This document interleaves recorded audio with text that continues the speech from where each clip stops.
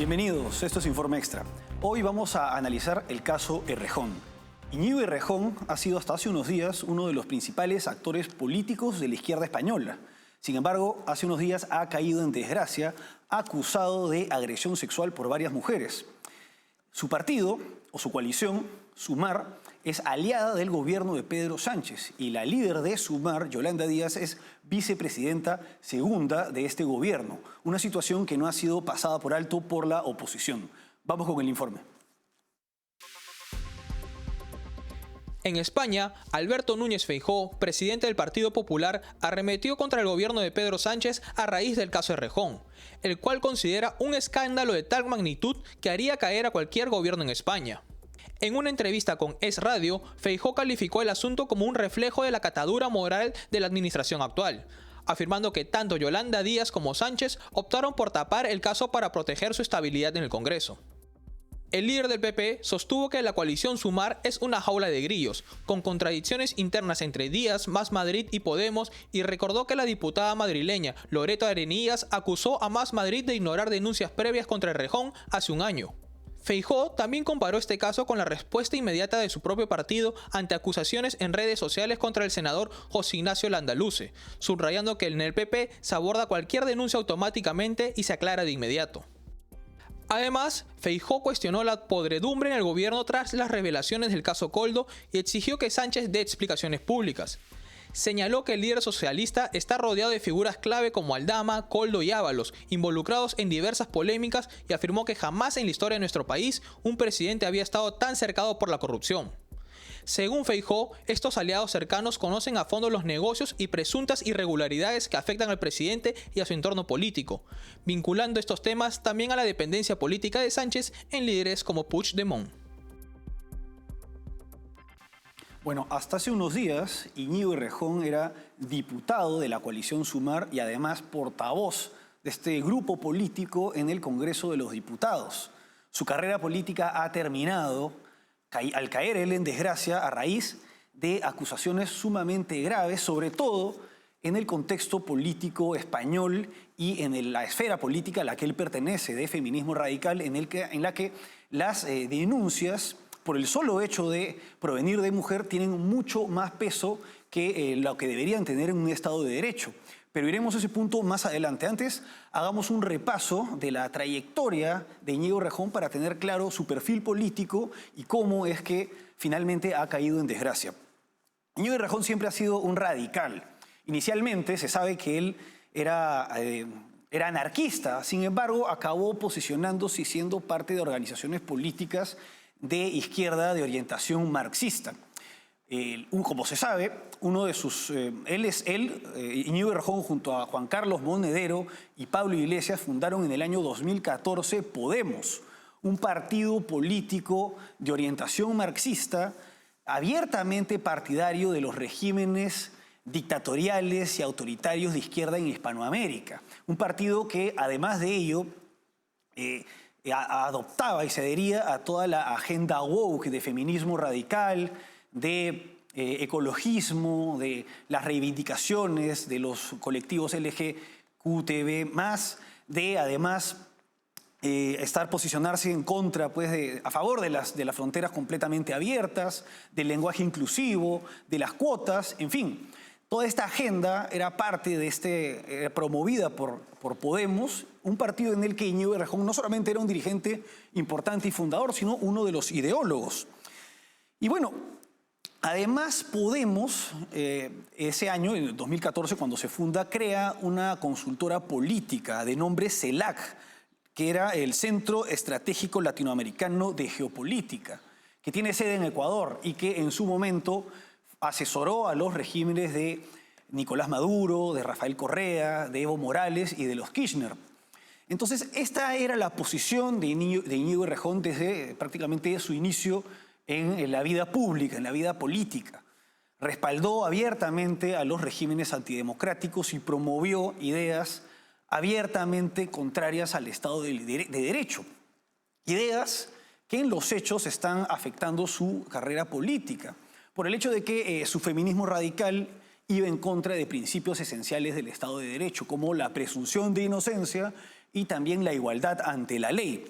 Pero continuemos con su trayectoria. En el año 2019, Íñigo Errejón, por problemas y disputas internas al interior de Podemos, abandona esta organización política y se une a la entonces alcaldesa de Madrid, Manuela Carmena. Fundan el partido llamado Más Madrid, con el fin de lograr la reelección de Carmena. Esto no se logra y luego fundan Más País, una organización política que termina adhiriéndose a los distintos partidos políticos de izquierda que en su momento habían integrado una coalición liderada por Podemos, llamada Unidos Podemos, posteriormente Unidas Podemos. Los partidos políticos de izquierda radical que abandonaron Unidas Podemos forman otra coalición llamada Sumar, liderada por el partido Sumar. Y a esta coalición se une el Más País, liderado por Íñigo Errejón. Es así que Íñigo, como parte de la coalición Sumar, pasa a ser diputado y portavoz de Sumar. Y hay que tener en cuenta la importancia que tiene Sumar hoy en día en el gobierno. Del mismo modo que en su momento Pedro Sánchez se alió a lo que fue Unidas Podemos, dando varios ministerios a los dirigentes de Podemos, incluso Pablo Iglesias fue vicepresidente segundo. Ahora Sumar ha reemplazado desde hace un tiempo a Unidas Podemos.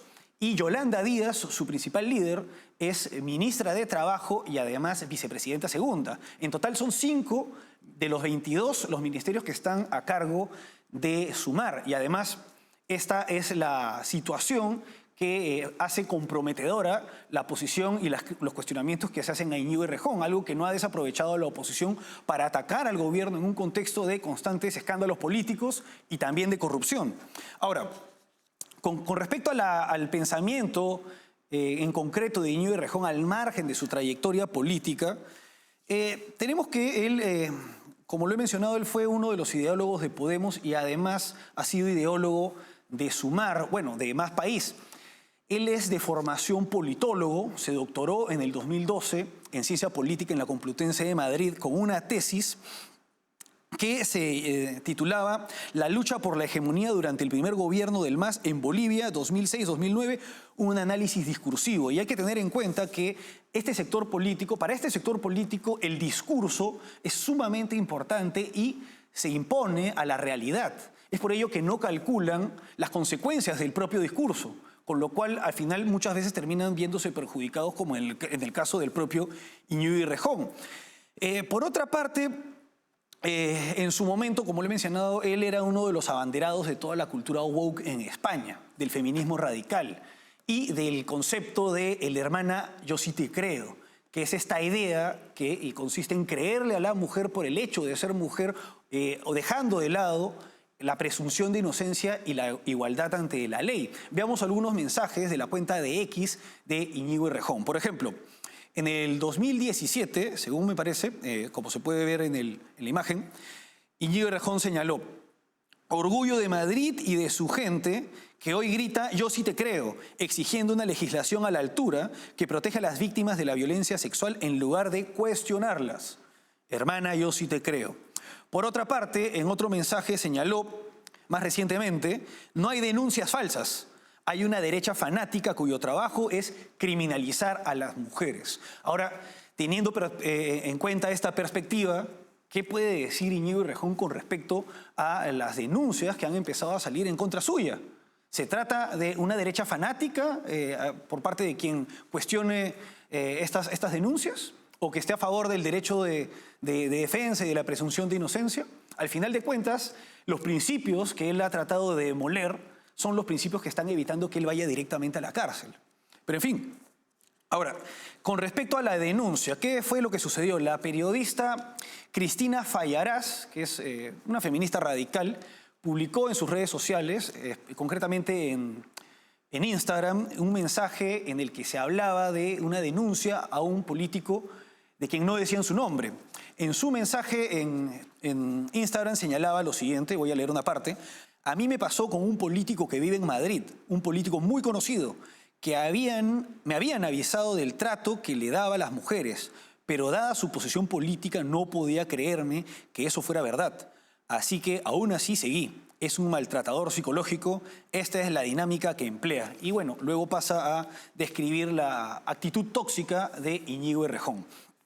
Bueno, tras esta denuncia anónima publicada por esta escritora, quien dicho sea de paso, está aprovechando la coyuntura para publicar un libro sobre el tema. Luego de esto, esta denuncia coincidió con una carta publicada por Íñigo Errejón en su cuenta de X, en la que, en resumen, anuncia su retiro de la actividad política. Pasaré a leer algunos fragmentos de esta carta.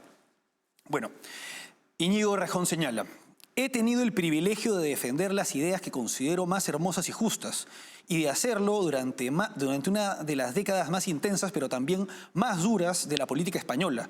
Eso conlleva muchas experiencias, aprendizaje y motivos de orgullo, pero también genera un tipo de vida, una cotidianidad, una subjetividad y un tipo de vínculos con el ámbito público, con la fama y con los demás que pasan factura. Luego señala: en la primera línea política y mediática subsiste y se subsiste y se es más eficaz, ojo con esto, al menos así ha sido en mi caso, con una forma de comportarse que se emancipa a menudo de los cuidados, de la empatía y de las necesidades de los otros. Eso genera una subjetividad tóxica que en el caso de los hombres el patriarcado multiplica. Es decir, que él, además de victimario, también es víctima del patriarcado. Y continúa: yo, tras un ciclo político intenso y acelerado, he llevado al límite de la contradicción entre el personaje y la persona. Es decir, que no era el mismo, como muchos políticos, pero lo confiesa.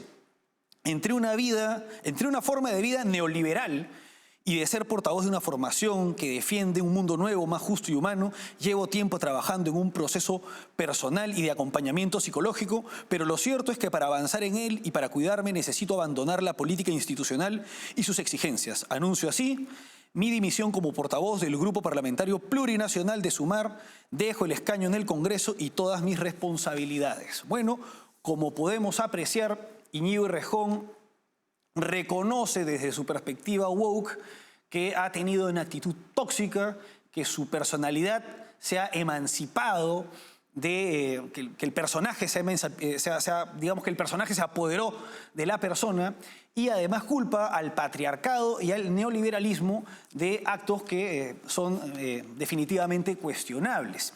Y es así que este personaje, defensor de las dictaduras latinoamericanas, defensor de la presunción de culpabilidad y además defensor de la hermana Yo sí te creo, acaba con 40 años su trayectoria política, y por el momento un juez ha admitido la denuncia de la actriz Elisa Moglia, y otra figura de la televisión se ha sumado a las denuncias, la figura televisiva de Aida Nizar. Vamos ahora a una pausa y volvemos con la reacción de la izquierda ante este caso.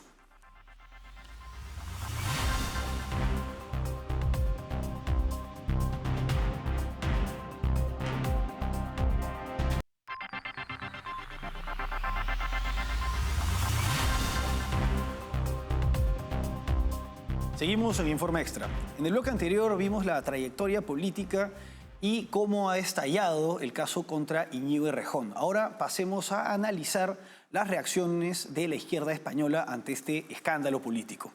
Bueno, en primer lugar, veamos la reacción de Manuela Carmena, exalcaldesa de Madrid y una importante aliada de Íñigo Errejón cuando éste abandonó Podemos. Escuchemos sus declaraciones. ¿En las últimas horas o ha intentado hablar con Íñigo Errejón? No, yo no tengo relación con él desde hace muchísimo tiempo, nunca tuve mucha relación, quiero decir, estuvimos en la plataforma que se creó en el 19, pero nada más, y yo no le he visto casi... ¿En las últimas horas? Bueno, acá estas declaraciones prácticamente pues lo niega, ¿no? Cuando eran sumamente cercanos, como se ha podido ver en diversas imágenes y videos, incluso en un meeting, ellos llegaron a besarse en la boca. Y bueno,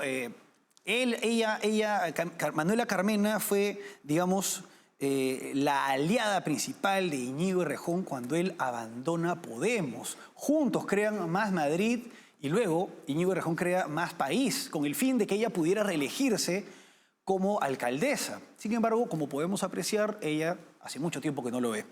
Ahora, por otra parte, tenemos las declaraciones de Yolanda Díaz, líder de la coalición Sumar y del partido Sumar, que es el principal partido de esta coalición, y vicepresidenta segunda del gobierno de Pedro Sánchez. Escuchemos lo que señala con respecto al caso de Íñigo Errejón, portavoz de Sumar en el Congreso de los Diputados. Esa misma tarde me puse personalmente en contacto con Íñigo Errejón. Créanme, tuve una de las conversaciones más difíciles de mi vida. En esta conversación me reconoció actitudes machistas y vejatorias contra las mujeres. El jueves volví a hablar con Íñigo Errejón y, como saben, le expulsamos de todas sus responsabilidades públicas. Directamente le pedí el acta de diputado, el cese inmediato en todas sus responsabilidades orgánicas y, por supuesto, actuar en contundencia. Créanme, si hubiera tenido conocimiento de hechos tan graves anteriormente, habría actuado exactamente igual que lo he hecho esta semana, con la misma contundencia. Quiero decirles que cuando hablé con él y reconoció los hechos, lo pueden observar ustedes, no abrimos ni siquiera un expediente administrativo. Él aceptó los hechos y, como saben, decidió unilateralmente publicar una carta que no comparto en absoluto.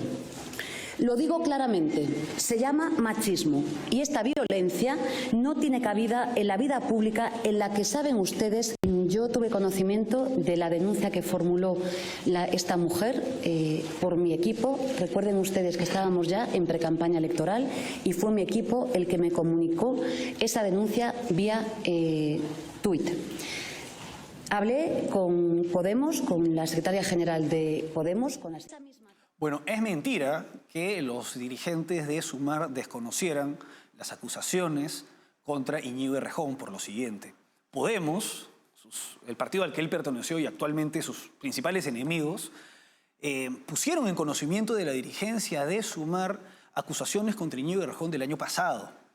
Y bueno, como se verá a continuación, a la izquierda española, a los sectores de izquierda que estaban con Íñigo Errejón, no les convenía que esto fuera público y no se portaron de acuerdo con su principio de el hermana yo sí te creo. Escuchemos ahora las declaraciones de Tania Sánchez, exdiputada de Más País. No le quisimos dar importancia, no lo quisimos creer. Nos valía la pena porque, claro, porque hay cosas que dices, bueno, es que no se puede negar. Íñigo Errejón era un gran valor político. Claro. Entonces, bueno, pues digámoslo. Bueno, como se puede apreciar, no era conveniente para este sector político que trascendieran pues, las acusaciones contra Íñigo Errejón debido a que era un importante valor político, como señala Tania Sánchez, quien no solamente es ex diputada de Más País, sino que además también es ex pareja de Pablo Iglesias, el fundador de Podemos. Bueno, la izquierda española, o por lo menos esta izquierda a la que perteneció Íñigo Errejón, es la misma izquierda que se escandalizó con el caso Rubiales. Recordemos que el año pasado el presidente de la Federación de Fútbol de España, Luis Rubiales, cuando la selección femenina de España ganó el Mundial, le robó un beso a una futbolista. En un momento de un arrebato, pues, ¿no? Del triunfo, hizo esto y muchos políticos aprovecharon esa coyuntura, este hecho, para hacer escándalo. Y son los mismos que no hacen tanto escándalo con el tema de Íñigo Errejón, que olvidan, en el caso de Íñigo Errejón, el hermana yo sí te creo, ¿no? Y bueno, como podemos apreciar, si es que este principio se hubiera aplicado de verdad, se aplicara verdaderamente en el Estado, Íñigo Errejón al día siguiente estaría preso, ahorita mismo estaría preso y no estaría pasando por un proceso justo como el que se le va a iniciar de acuerdo con un juez que ya abrió un caso en el caso de la actriz Elisa Moyliá. De no ser por los principios que Íñigo Errejón denosta del Estado de Derecho, él ya estaría preso.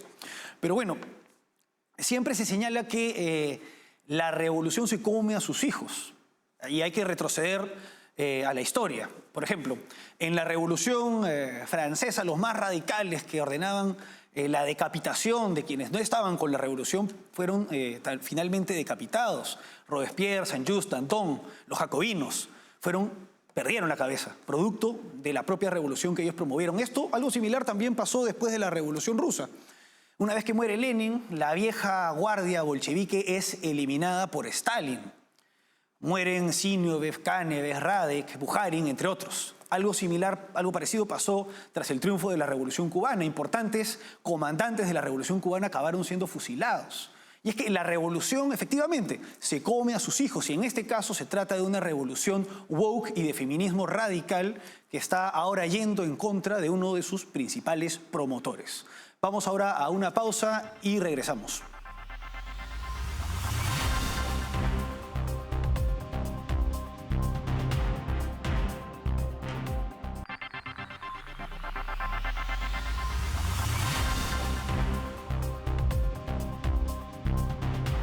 Seguimos en Informe Extra. Esta semana el régimen iraní ha ejecutado a Jamshid Sharmat, empresario iraní-alemán, quien fuera secuestrado en Dubái hace unos años y acusado de terrorismo. Vamos con el informe. Irán ha ejecutado al disidente germano-iraní Jamshid Sharmat, acusado por el régimen de liderar operaciones terroristas, en un proceso que organizaciones de derechos humanos denuncian como una grave violación de la legalidad internacional. Sharmat, quien residía en Estados Unidos, había sido sentenciado a muerte el año pasado por corrupción en la tierra. Su familia y defensores sostienen que solo era portavoz de un grupo promonarquista y niegan todas las acusaciones. El régimen iraní, conocido por su brutal historial de violaciones de derechos humanos, ejecuciones de opositores y represión violenta de mujeres, ha sido denunciado reiteradamente por financiar el terrorismo y por su abierto deseo de destruir a Israel. La ejecución de Sharmat se suma a esta alarmante trayectoria, en un contexto en el que Alemania ya había advertido a Irán de las graves consecuencias que tendría ejecutar a uno de sus ciudadanos. La ministra de Asuntos Exteriores de Alemania, Annalena Baerbock, calificó la muerte de Sharmat como una muestra del régimen inhumano que gobierna Irán. Sharmat fue secuestrado por agentes iraníes en Dubái en el 2020 y su hija afirma que fue torturado y obligado a confesar. La ejecución de Sharmat, quien habría sido mantenido en confinamiento solitario y sometido a tratos crueles, representa un mensaje de terror para los opositores al régimen. Cualquier voz crítica corre el riesgo de ser silenciada de manera brutal. La condena internacional sigue creciendo, mientras el régimen de Teherán mantiene su control mediante el miedo y la represión despiadada. Bueno, de acuerdo con Amnistía Internacional, en los últimos años, pocos años, ¿no? El año pasado, Irán ejecutó a 853 personas, que es la cifra más alta en los últimos 8 años. No se puede esperar mucho de un régimen en el que no hay Estado de Derecho, en el que las leyes son arbitrarias y se rigen por la Sharia. Es una teocracia islámica promotora del terrorismo en diferentes partes del mundo y que genera conflictividad en el Medio Oriente. Y bueno, este disidente era parte de una facción política que busca reivindicar la monarquía en Irán. Recordemos que el triunfo de la Revolución Islámica se da con la caída del Shah en 1979. Cae la monarquía iraní, persa, y se establece este régimen. Entonces, la ejecución de este disidente, ¿no? Obedece a un contexto en el que el régimen está enfrentando ataques directos de Israel y sanciones que de alguna manera podrían ayudar a esta ejecución a distraer. Sin embargo, además de todo, esta ejecución está generando un problema diplomático con Alemania. La ministra de Asuntos Exteriores de Alemania ha señalado que Jamshid Sharmat fue secuestrado en Dubái y trasladado a Irán, retenido durante años sin juicio justo y ahora asesinado. Y cierra señalando lo siguiente: le dejamos claro a Teherán una y otra vez que ejecutar a un ciudadano alemán tendrá graves consecuencias. En fin, este es el último episodio en una serie de abusos que nos sorprenden por parte del régimen de los ayatolás. Hasta aquí, Informe Extra. Gracias por acompañarnos.